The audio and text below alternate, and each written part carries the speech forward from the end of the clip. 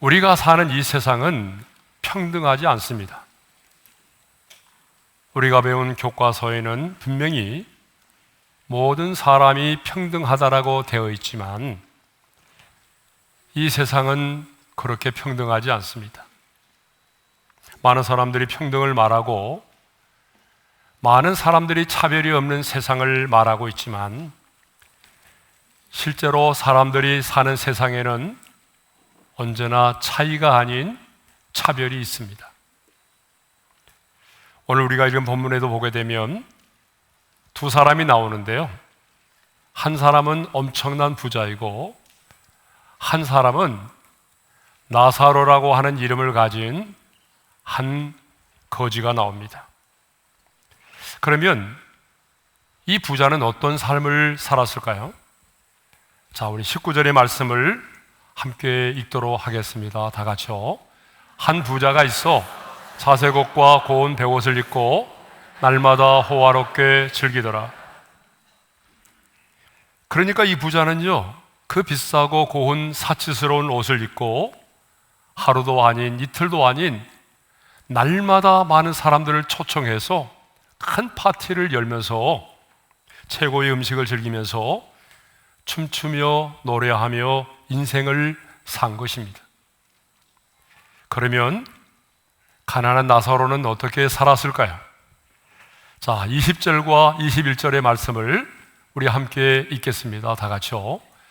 나사로라 이름하는 한 거지가 헌데투성이로 그의 대문 앞에 버려진 채 그 부자의 상에서 떨어지는 것으로 배불리려 하매 심지어 개들이 와서 그 헌데를 핥더라. 나사로는요, 아무것도 가진 것이 없는 거지였습니다. 여러분, 가진 것이 없다는 것만으로도 슬픈데 이 나사로는요, 피부병을 앓고 있는 장애인이었습니다. 온몸이 부스럼과 악창으로 성한 곳이 없었어요. 여러분, 아무리 가난해도 가진 것이 없어도 몸만 건강하다면 얼마든지 거지 노릇 하지 않고 살아갈 수가 있어요. 그런데 온몸에 막 진물이 흘러내리고 냄새가 나는 이 나사로를 누가 자신의 집에 종으로 고용을 하겠어요? 그래서 이 나사로는요, 다른 곳으로 옮겨 다니면서 거지 활동을 하는 것이 아니라 그냥 그 부자의 상에서 떨어지는 음식을 먹으면서 살았습니다. 여러분, 이 부자와 거지 나사로의 삶이 얼마나 대조적입니까? 그런데 여러분, 이것이 바로 우리가 살아가는 세상이다라고 하는 것입니다. 사람들이 사는 곳에는 어디를 가든지 간에 부자가 있고요, 가난하게 사는 사람들이 있어요. 그런데 우리 인생에 가장 확실하고 가장 평등한 것이 있습니다. 여러분, 그게 뭘까요? 그게 바로 죽음이라고 하는 거예요. 오늘 말씀도 보게 되면요, 부자도 죽었고 거지 나사로도 죽었습니다. 두 사람 모두 죽었어요. 22절의 말씀을 읽겠습니다. 다 같이요. 이에 그 거지가 죽어 천사들에게 받들려 아브라함의 품에 들어가고 부자도 죽어 장사되매. 두 사람 다 죽었다라고 말하고 있잖아요. 그러면 누가 먼저 죽었을까요? 가난하고 병들어서 외롭게 살던 이 거지 나사로가 먼저 죽었습니다. 그리고 얼마 후에 비싼 옷을 입고 날마다 잔치를 벌이면서 풍요롭게 인생을 살아가던 부자도 이 세상을 떠났습니다. 이 사실이 우리에게 무엇을 말해줍니까? 모든 사람은 다 죽는다라고 하는 거예요. 여러분, 부자도 죽습니다. 가난한 자도 죽습니다. 여러분, 배운 자도 죽어요. 배우지 못한 사람도 죽습니다. 하나님의 마음에 합한 자였던 다윗도 죽었습니다.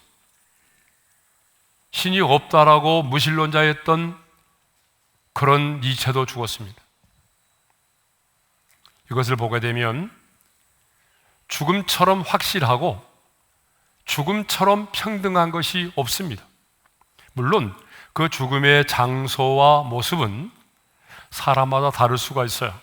그렇지만 죽음 그 자체는 평등하다라고 하는 거죠. 모든 사람은 죽습니다. 자, 본문을 보게 되면 거지 나사로도 죽었고 이후에 부자도 죽었습니다. 그러면 죽음 그 이후에는 어떻게 되었을까요? 많은 사람들은 죽음 그 이후에 대하여 궁금해합니다. 죽음 그 이후에 대해서 알고 싶어 하죠.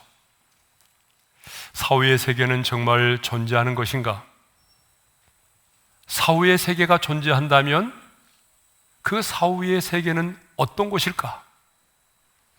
혹시 여러분도 죽음 그 이후의 세계에 대해서 생각해 보신 적이 있나요? 그런데 주변을 보게 되면 가끔 사후의 세계를 경험했다는 사람들이 있습니다. 그리고 그 사람들을 인터뷰하고 연구해서 나온 많은 책들이 있어요. 저도 설교를 준비하기 위해서 잠깐 읽어봤는데 허무맹랑한 얘기들이 참 많더라고요. 주로 환생에 대해서 많이 말하고 있더라고요. 미국의 방사선학과 전문의이자 물리학자인 제프리 롱 박사는 20년간 임사체험연구재단을 설립해서 전 세계적으로 4천여 건의 임사체험 사례들을 수집을 하고 연구를 하였습니다. 이를 통해서 죽음 이후의 삶을 입증하는 9가지 증거를 도출해냈어요. 그 9가지 증거들을 가운데 보게 되면 이런 내용들이 있어요. 영혼이 육신 속에 있을 때보다 더 명료한 의식을 가지고 있었다. 그러니까 죽은 사람들의 얘기를 들어보니까 비몽사몽이 아니더라. 그 영혼이 육신에 있을 때보다 더 분명하고 명료한 의식을 갖고 있었다. 그 다음에는요, 가족과의 만남이 있었다. 그 다음에는요, 완벽하게 자신의 삶을 회고했다. 틀린 말이 아니더라. 자신의 삶을 회고하는데 너무나 분명하게 완벽하게 자신의 삶을 회고하였다. 또 어느 나라의 사람이든지 간에 상관없이 죽음 이후의 삶에 대한 얘기가 일관성이 있었다. 아프리카 사람이라고 해서 이렇게 말하고 또 동양 사람이라고 해서 이렇게 말하는 게 아니라 어느 나라의 사람이든지 간에 일관성이 있었다라고 하는 거예요. 또 이런 내용도 있습니다. 깨어난 뒤에는 대부분의 사람들이 삶이 변화되었다. 아, 죽음을 잠깐 맛봤는데 보니까 죽음이 끝이 아니더라. 이걸 알게 되니까 대부분의 사람들의 삶이 변화가 왔다는 거예요. 그러나 여러분, 그 누구도 죽음 이후에 대하여 분명하고 정확하게 말할 수 있는 사람은 없습니다. 물론 가끔 천국과 지옥을 다녀온 사람들의 간증도 있을 수 있습니다. 그러나 그 간증이 완벽하게 죽음 그 이유를 말해줄 수는 없다는 거예요. 아무리 천국과 지옥을 다녀왔다고 할지라도 여러분, 그 사람의 간증이 완벽하게 사후의 세계를 말해줄 수는 없습니다.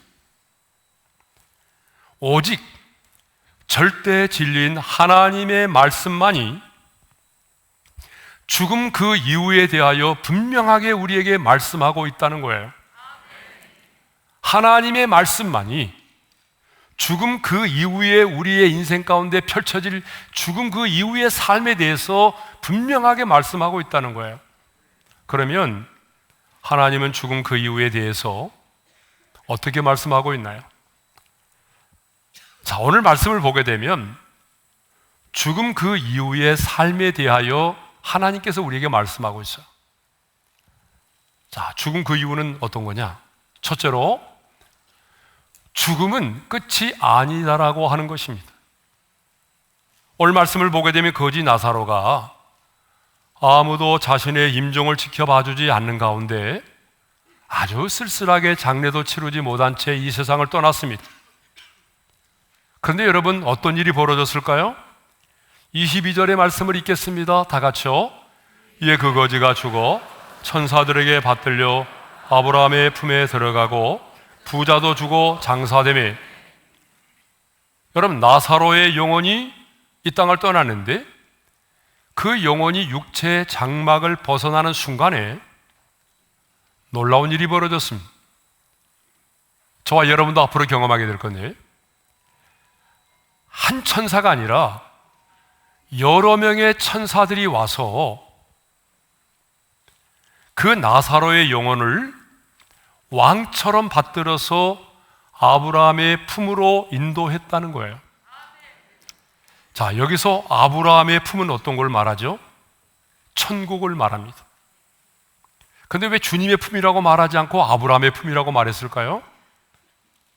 여러분, 아브라함은 믿음의 조상이고요, 주님은 인간의 몸을 입고 지금 이 땅에 와 계시기 때문에 이제 아브라함의 품으로 그렇게 설명을 한 거예요. 품으로 표현한 것은 하나님의 사랑과 위로가 있는 곳이기 때문에 품으로 천국을 표현한 것입니다. 죽음은 끝장이 아닙니다. 여러분, 죽음은 멸절이 아닙니다. 죽음은 영원한 세계의 시작입니다. 자, 죽음은 끝이 아니라고 하는 거예요. 두 번째로요, 죽음 그 이후, 죽음은 뭐냐? 반드시 심판이 있다라고 하는 거예요. 여러분, 부자를 보세요. 부자는요, 많은 사람들이 바라보는 가운데 장사가 됐어요.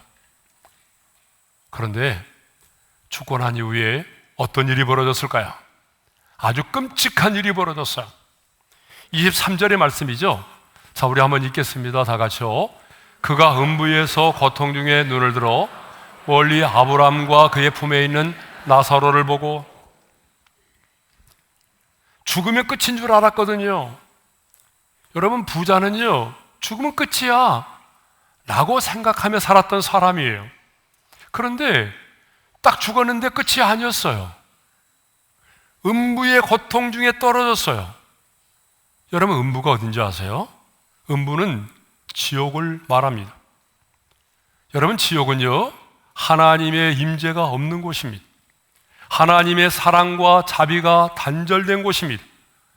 고통과 괴로움과 미움과 증오가 있는 곳이에요. 그런데 이 부자가 말이죠, 음부의 고통 중에 떨어진 거예요.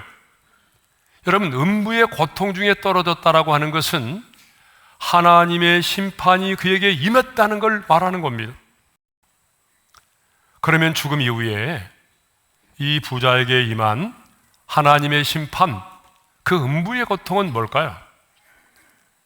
자, 이 부자에게 임한 하나님의 심판은 첫째로 비교의 고통입니다. 음부의 고통 중에 있던 이 부자는요, 아브라함의 품에 있는 나사로를 보았어요.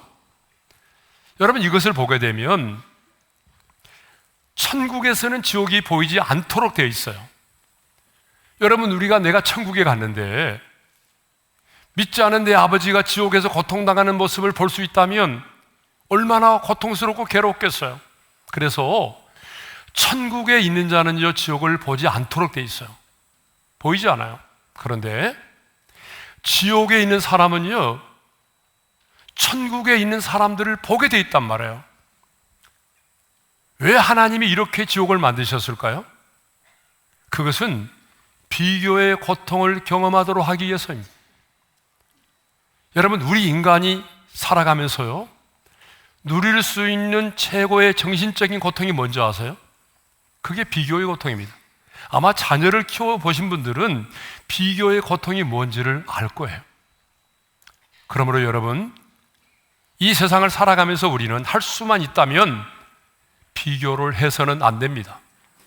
비교를 하는 순간 내가 교만해지든지 아니면 내가 비참해지든지 둘 중에 하나예요. 그러므로 여러분, 정말 비교하지 않기를 바랍니다. 내 남편을 다른 남자와 비교하지 않기 바라요. 내 아내를 다른 여자와 비교하지 않기를 바랍니다. 내 부모를 다른 사람의 부모와 비교하면 안 됩니다. 내 자녀를요 다른 집의 자식과 비교하면 안 되는 거예요. 비교는 우리에게 고통을 안겨주기 때문이죠. 자, 두 번째로는 어떤 고통이냐? 목마름의 고통입니다. 음부의 고통 가운데 떨어진 이 부자는요, 그 음부의 고통 속에서 두 가지를 간구합니다. 이 부자가 가장 먼저 구했던 간구가 뭐냐 그러면 그 나사로의 손가락 끝에 물 한 방울만 떨어뜨려서 내 혀를 서늘하게 해달라는 거예요. 24절의 말씀이죠. 다 같이 읽겠습니다. 시작. 아버지 아브라함이여, 나를 긍휼히 여기사 나사로를 보내어 그 손가락 끝에 물을 찍어 내 혀를 서늘하게 하소서. 내가 이 불꽃 가운데서 괴로워하나이다. 지옥은 어떤 곳입니까 여러분? 목마름의 고통이 있는 곳입니다. 얼마나 목이 말랐으면 그 타오르는 불꽃 가운데서 손가락 끝에 물 한 잔도 아닙니다. 손가락 끝에 물 한 방울만 찍어서 내 혀를 서늘하게 해달라고 했겠습니까? 여러분, 얼마나 고통스러웠으면 내가 이 불꽃 가운데서 괴로워하나이다라고 했겠습니까? 그렇습니다 여러분. 지옥은요, 영원히 꺼지지 않은 불꽃 가운데서 죽지 않고 고통과 괴로움을 당하는 곳입니다. 세 번째로는요, 서로 왕래할 수 없는 곳입니다. 26절 하반절의 말씀을 읽겠습니다. 다 같이요. 여기서 너희에게 건너가고자 하되 갈 수 없고 거기서 우리에게 건너올 수도 없게 하였느니라. 자, 천국에서 건너갈 수도 없고요, 지옥에서도 천국으로 건너올 수 없다는 거예요. 한번 들어가면 다시 나올 수 없는 곳이 바로 지옥이라는 거예요. 그렇기 때문에 단테는요, 그의 신곡에서 지옥문 입구에는 이런 말이 쓰여 있다라고 했어요. 우리 한번 같이 읽어볼까요? 다 같이요. 여기 들어오는 너희는 모든 희망을 버려라. 그렇습니다 여러분. 더 이상의 희망이 없는 곳, 영원한 저주와 형벌이 있는 곳, 여러분 그러나 죽을 수도 없는 곳, 여러분 그것이 바로 지옥이라는 거예요. 죽음 그 이후에 음부에 떨어져서 목마름의 고통을 당하며 괴로워하던 이 부자는 아브라함에게 두 번째 간청을 합니다. 여러분 두 번째 간청이 뭔지 아세요? 자, 27절과 28절의 말씀을 읽겠습니다. 다 같이요. 아버지여 구하노니 나사로를 내 아버지의 집에 보내소서. 내 형제 다섯이 있으니 그들에게 증언하게 하여 그들로 이 고통받는 곳에 오지 않게 하소서. 지옥의 불못에 떨어져 불꽃 가운데서 괴로움을 당하고 있던 이 부자는 자신의 형제들만큼은 내가 고통받는 이곳에 오지 않기를 바랬습니다. 그래서 죽은 나사로를 보내서 자신이 이곳에 이렇게 고통받고 있다는 것을 증언하게 해서 그들이 이 고통받는 곳에 오지 않게 해달라고 간청을 했습니다. 그런데 주님은 나사로를 저 세상에 보내어 달라는 이 부자의 간청을 거절하셨습니다. 그러면서 거절의 이유를 이렇게 말씀하셨습니다. 29절입니다. 다 같이요. 아브라함이 이르되 그들에게 모세와 선지자들이 있으니 그들에게 들을지니라. 하나님께서는요, 거절의 이유를 이렇게 말씀하십니다. 이 땅에는 모세와 선지자들이 있으니 그들에게 들으라는 얘기예요. 여러분, 모세와 선지자가 누구죠? 구약 성경을 대표하는 인물이에요. 그러면 구약 성경의 핵심의 내용이 무엇입니까? 메시아입니다. 메시아가 오실 것이다. 그 메시아를 믿어야 구원을 받는다. 이게 바로 구약의 복음이잖아요. 그러니까 오늘 이 땅에 있는 모세와 선지자는 누구냐면 하나님의 아들 예수께서 인간의 몸을 입고 2000년 전에 이 땅에 오셨습니다. 그 예수를 믿으면 구원을 받습니다라고 전하는 복음의 전도자들, 오늘 저처럼 이 강단에서 복음을 전하는 사람들이 이 땅의 모세와 선지자라는 것입니다. 그럼 복음이 뭡니까?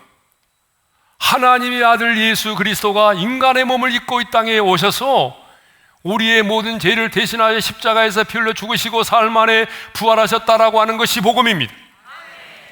여러분, 왜 예수님께서 십자가에 달려 죽으셨습니까? 왜 그분이 십자가에서 그런 수치와 조롱을 받으시고 목마름의 고통을 당하시고 마침내 피 흘려 죽으셨습니까? 저와 여러분의 죄를 사하시고 용서하기 위해서입니다. 여러분, 죄라고 하는 것은요, 단순히 뉘우친다고 해서 사라지는 게 아닙니다. 죄는 사라지라고 외친다고 해서 사라지는 게 아니에요. 후회한다고 해서 죄는 용서가 되는 게 아닙니다.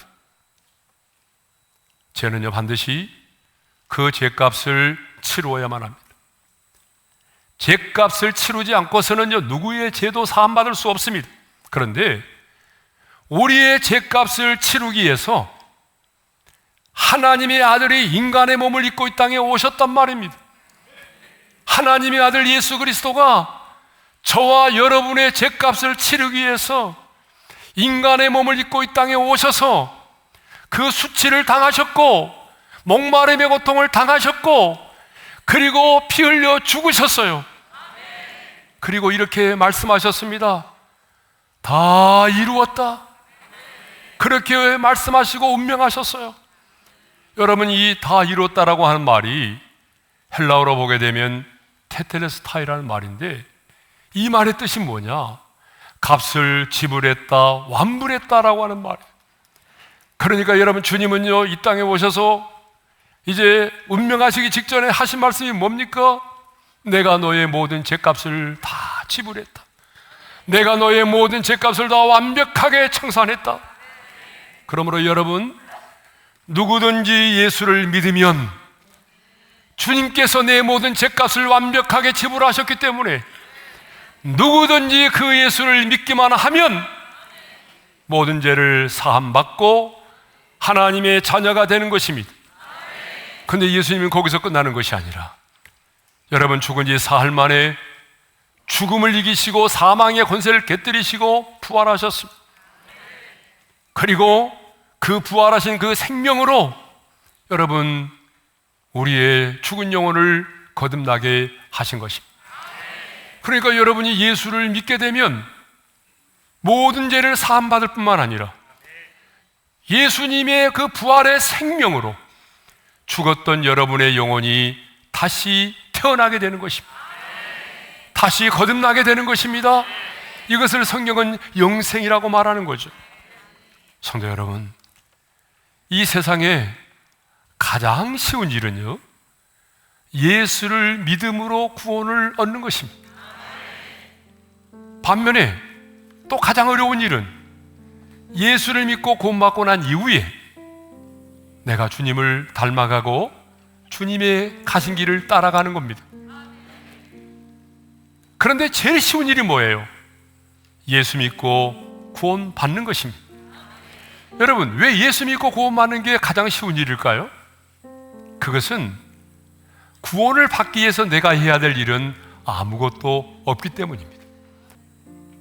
그러므로 여러분, 오늘 예수를 믿으십시오. 내일은 나의 시간이 아닙니다. 내일로 미루지 마십시오. 예수 믿고 구원받는 것은 가장 쉬운 일입니다. 오늘 여러분, 여러분의 자존심을 내버리시고 오늘 복음 앞에 반응하시고 오늘 여러분 예수님을 입으로 시인하고 영접해서 오늘 하나님 나라의 생명책에 이름이 기록되어지고 오늘 제사함 받고 오늘 거듭나는 놀라운 기적이 여러분의 인생 가운데 있기를 바랍니다.